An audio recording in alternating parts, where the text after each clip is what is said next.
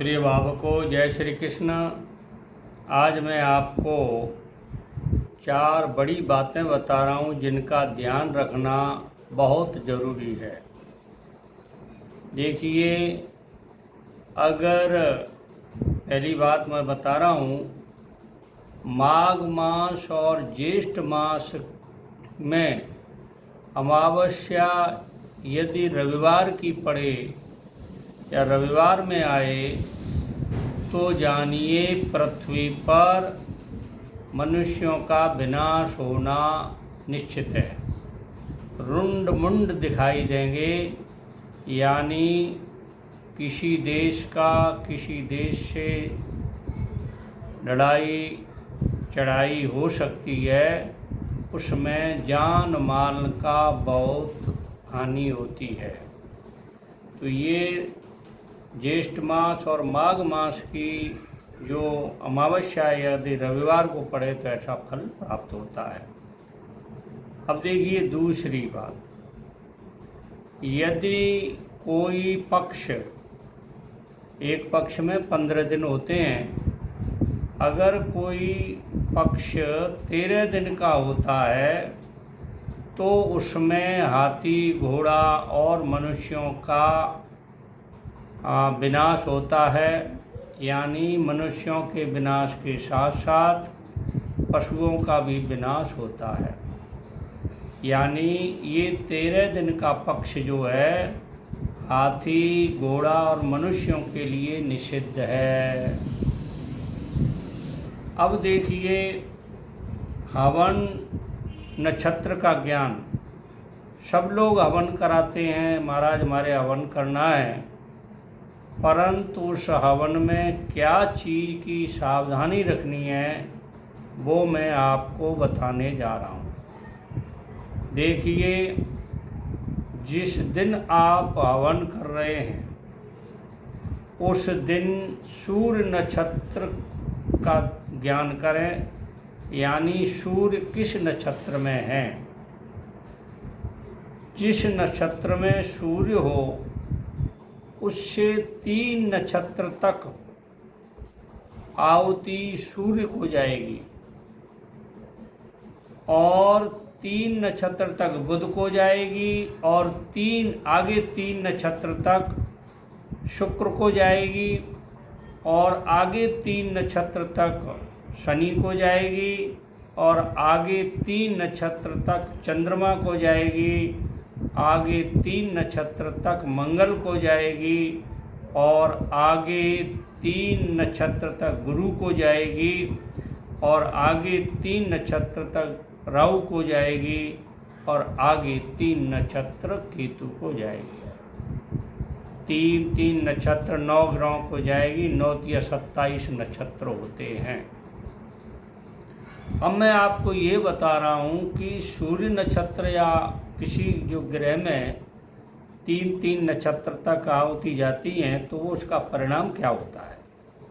देखिए, सूर्य नक्षत्र से पहले 3 नक्षत्र तक जो आहुति सूर्य को जाती है तो वो शोक कारक होती है, मतलब दुख कारक होती है, उसमें आहुति नहीं देनी चाहिए। उसके बाद में 3 नक्षत्र बुध को जाते हैं तो वो संपत्ति में लाभ करते हैं, बुध वाले 3 नक्षत्र। फिर उसके बाद 3 नक्षत्र शुक्र को जाते हैं तो शुक्र के नक्षत्र में दी हुई आहुति धन लाभ कराता है और उसके 3 नक्षत्रवाद शनि को जाती जो पीड़ा कारक होता है। उसके 3 नक्षत्रवाद चंद्रमा को जाता है जो लाभ देता है। उसके 3 नक्षत्रवाद मंगल को आहुति जाती है जो बंधु बांधवों में कष्ट पैदा करती है। उसके 3 नक्षत्र बाद में 3 नक्षत्र तक गुरु को जाती आहुति तो कल्याणकारी होती है और उसके बाद तीन नक्षत्र राहु और केतु हो जाते हैं, जो हानिकारक और मृत्यु भय पैदा करते हैं। इस तरह हमें नक्षत्रों का ज्ञान करने पर ही आहुति हवन की देनी चाहिए। एक हवन में अग्नि का वास देखना बहुत जरूरी है। अगर अग्निवास पृथ्वी पर है तो शुभ है, और स्वर्ग लोक में अग्निवास है तो खराब है, पाताल लोक में है तो निषिद्ध है। देखिए कैसे मालूम करें अग्निवास। शुक्ल पक्ष की एकम से गणना करना शुरू कर दीजिए। जिस दिन आप हवन कराना चाहते हैं या अग्निवास देखना चाहते हैं, उस दिन की नक्षत्र मान लो गणना करें कितने दिन हो गए। जैसे मान लो छठ है शुक्ल पक्ष की तो छः संख्या आएगी, सातम है तो 7 आएगी, और पूनम है तो 15 आएगी, और कृष्ण पक्ष की एकम है तो 16 आएगी, बीज है तो 17 आएगी। ठीक है ना। अब देखिए जिस दिन आप हवन कराना चाहते हैं उस दिन अग्निवास पृथ्वी पर होना चाहिए। तो उस दिन की संख्या में, तिथि की संख्या में 1 जोड़ें। 1 जोड़ने पर जो संख्या आए उसमें वार की संख्या जोड़ दें। कौन सा वार है? रविवार से शुरू करते हैं, रवि सोम मंगल बुध बृहस्पति शुक्र शनि। ठीक है ना। 1 नंबर रविवार होता है, दूसरा सोमवार, तीसरा मंगल, चौथा बुध, 5वां गुरु, छठा शुक्र, 7वां शनि।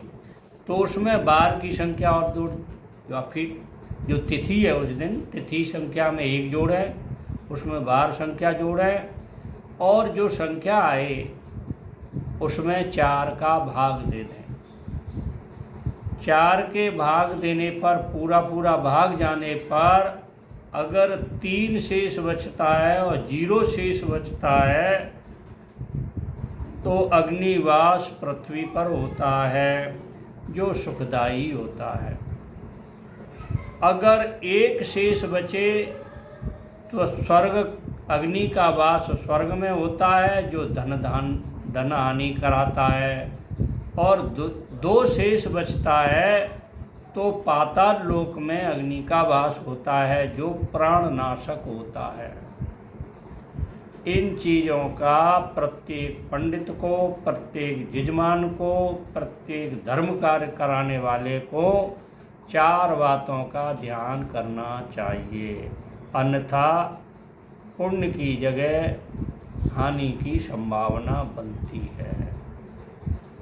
जो नए भाविक जुड़े हैं वो मेरे चैनल को सब्सक्राइब करें, लाइक करें, शेयर करें। जय श्री कृष्ण।